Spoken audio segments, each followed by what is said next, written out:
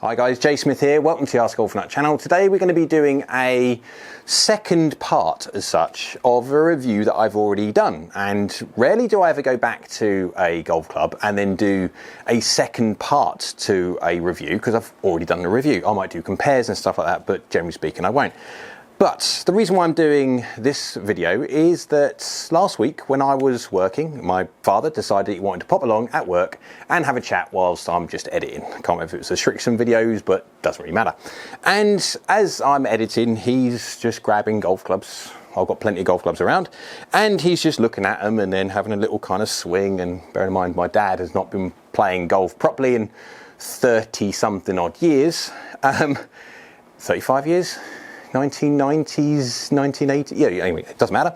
He hasn't swung a golf club in 15, and so yeah, he was looking at different irons and going, cool, they're a bit different to what I can remember when he was playing. I said, well, if you want to have something that's looking a little bit different than that, well, have a look at these. And so I gave him these 11 hybrid irons, you kind of get the idea, from 11 Golf. And I've got the 5 to pitching wedge, and I've done the review, and when I done the review I was just flabbergasted about how good these are. Now, these are cheap. These are, I say cheap, cheap makes it sound bad. These are a budget option, but effectively you get, they're hybrids. And this is, when you compare it against an iron, you can't even compare them because it's not really fair. A hybrid will always win over an iron because, well, it's a hybrid. So you've got the center of mass is lower and further back, so you're going to add help with added launch. The face has got roll and bulge. That's why you have hybrids and fairways and drivers with roll and bulge, because you can mishit it and it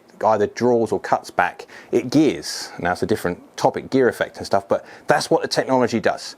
And so we started hitting these, and instantly he went, cool, these are easy to hit, aren't they?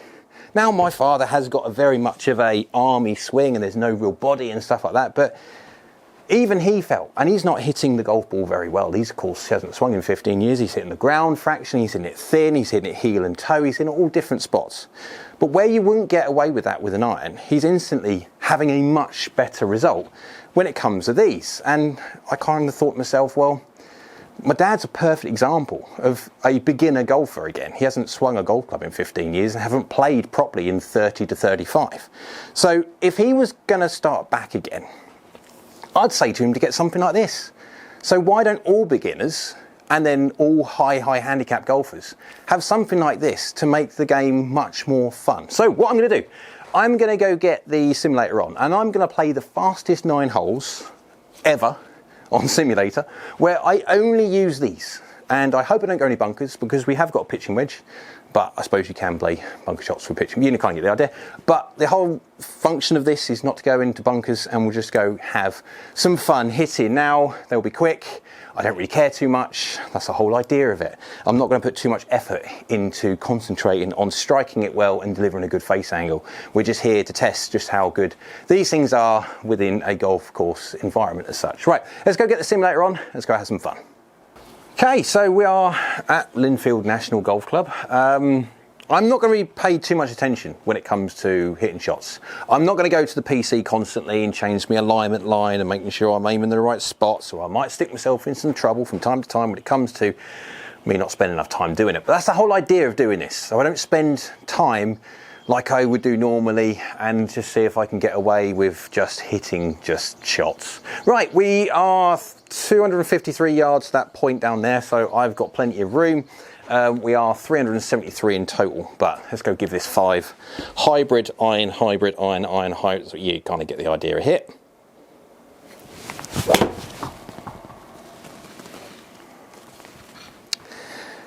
Now on the greatest of strikes, slightly high toe. Good delivery, but poor strike. And that's the whole idea of these things. You can strike them where you want, it makes no difference. That was slightly high and slightly toe.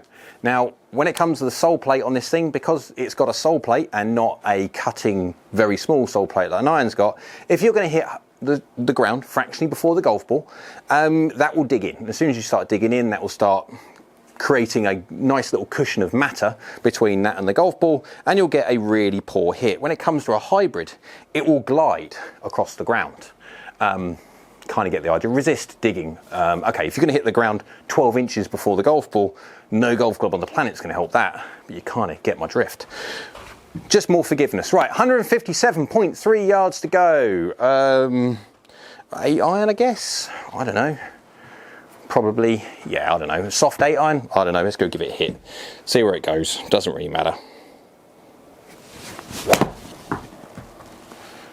We'll see. Haven't got a clue. That's fine. Just don't know. Haven't got a clue, doesn't matter. I haven't got it on auto putt. That's the whole idea of doing this, because on auto putt, it will allow me not to worry about putting out and it'll take forever. Again, this is not a putting video. It's all about just hitting. Well, I've only got 6 golf clubs. That's all I've got. 461 yards, hole 2. Remember, only doing 9 holes. It's going to be the fastest ever. Let's choose the 5 iron hybrid iron. That's you kind of get the idea. Let's just use that one first. And if anything, I've got to go down the right hand side because that alignment line is not quite right. Oh, that is horrific. Am I going to get away with that? I should not get away with that. I got that one absolutely horrifically wrong. Very low on the face. Very low on the face. 11 mil low, my face was just masses open. And that's, yeah, that's fine still. What are we? 279 now. So I can either go a 5 iron, hit 200 yards and have an 80-yard chip with my pitching wedge because I've only got 6 golf clubs, or I can go 279, 280 yards, divide by 2, 140, and we'll go for 2 pitching wedges. Now again, I don't know the distances on these at all, but I'm kind of guessing, and sometimes good, sometimes not so good. See how they all work out. However far that goes. 125 to 135 I'll be happy with. I hit that one hard. 134, that will do. I can hit this one relatively normally-ish. Didn't quite catch it. Doesn't really matter. Delivery was really good, but that was low, like low on the face. I don't quite think you're going to be able to see it on there, but again, it doesn't, again, really matter. That was really low on the face. Again, with a hybrid, with that sole plate, the centre of gravity is low. That's just launching it, even with a low strike. 122 yards. Let's keep, oh, there we go. 12 mil low, 4 mil heel. Delivery was good. Strike was rubbish. But again, doesn't matter when you got a hybrid set of irons. 122 yards. There's a little 3/4 here, isn't it, with one of these things? Oh, that's too hard. Oh, that's so hard. That's me.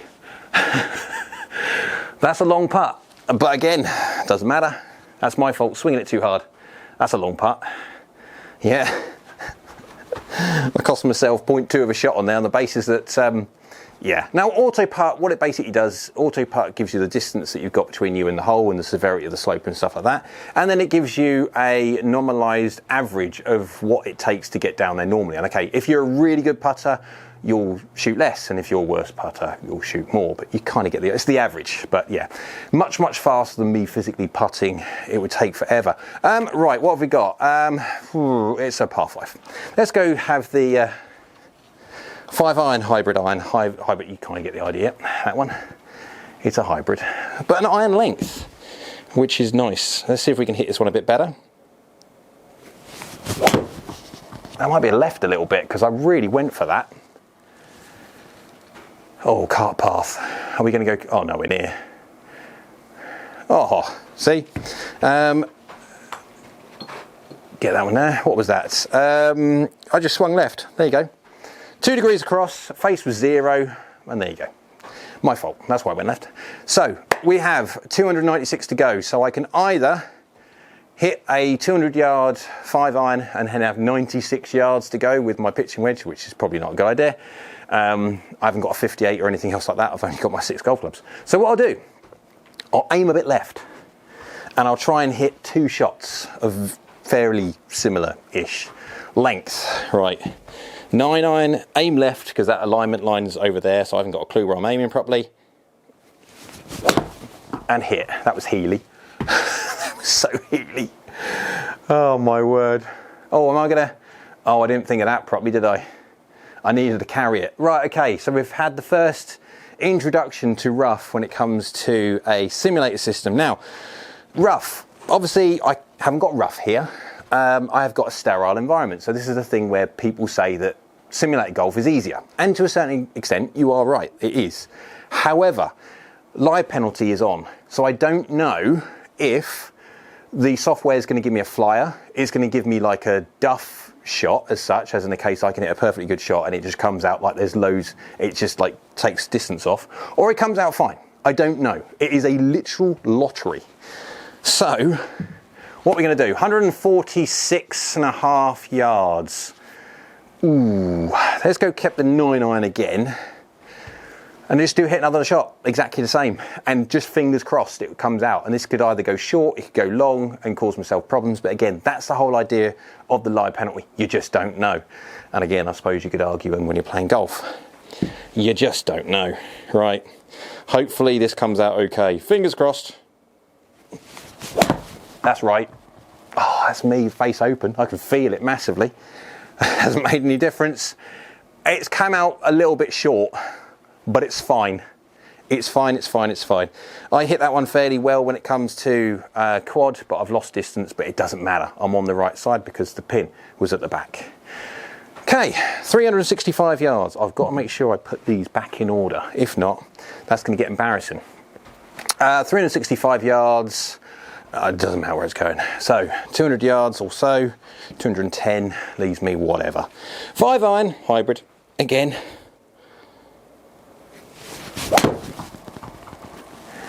Decent hit. Next one. If you were playing golf, like properly, if I was going to play golf nowadays properly to score, and I don't get a chance to play golf as much as I'd like to, I'd be really hard pressed to justify not playing something like this because it's just so easy. 134 yards around that tree. Shall we do a little draw? It's difficult when it comes to these things because these things are designed to hit the blooming thing fairly straight. Have we got enough room to get around there? Let's just aim around there slightly and then see if we can get a tiny draw.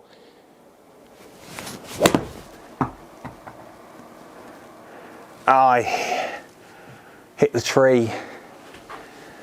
I didn't hit the tree. Blooming software. Right, this is going to be a bit harder.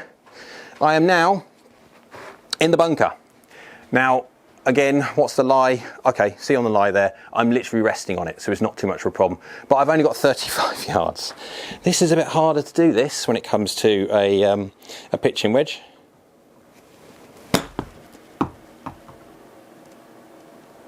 Go on, run on. I would have run on a bit more if that was the real world, but again, it's fine.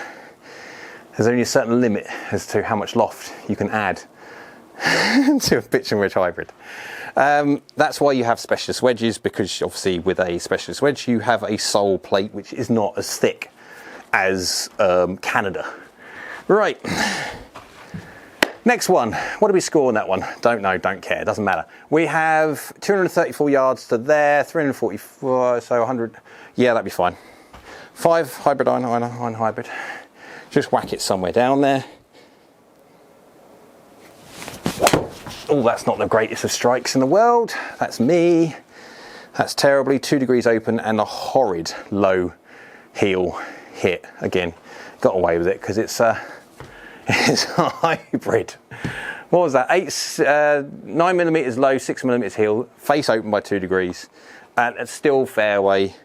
I've got the tree to look at, but again, I can get around that. That's no problem. I said that last time. Apparently I hit it, although I didn't. Right, well, we got 137 yards or so. Shall I try a hard wedge? Let's try a hard pitching wedge. I've got to cut it as well. Oh my word, this could go horribly wrong.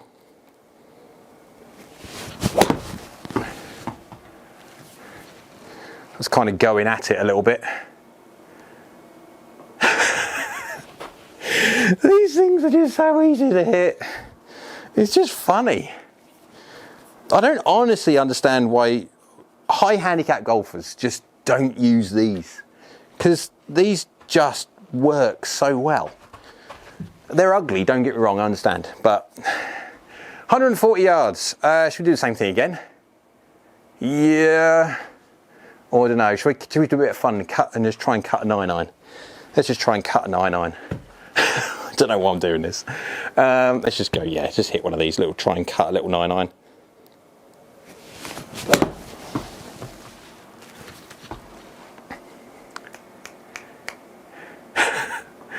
It's just, this is the thing, I mean, you can't cut these much because, again, they just don't like curving. Yeah, I mean, I don't understand why people don't play these so much more. I mean, other manufacturers make hybrids like this, which are irons, which are hybrids, you kind of, so this is not a brand new idea, but it just needs to be got out more to the mainstream because they're just so simple. And I'm not really paying too much attention to where I'm even hitting. It's how far is this, 305 yards? I can't hit if I do that, I'm going to stick myself in trouble. So if it is, yeah, let's hit a 7-iron, doesn't matter. 7-iron, anywhere down there. That's a poor hit for me. Am I going to get a cart path assist? Oh, this is going to be horrid. That's my own fault. Right, where are we going? 135 yards. Let's go pitching wedge again. And we don't know. We have that lie penalty on. Is it going to come out okay? Is it going to come out dead? Or is it going to hop? We don't know. But that's what happens when you play golf. You just don't know. Right, let's go give it a hit. 135 yards and please come out okay.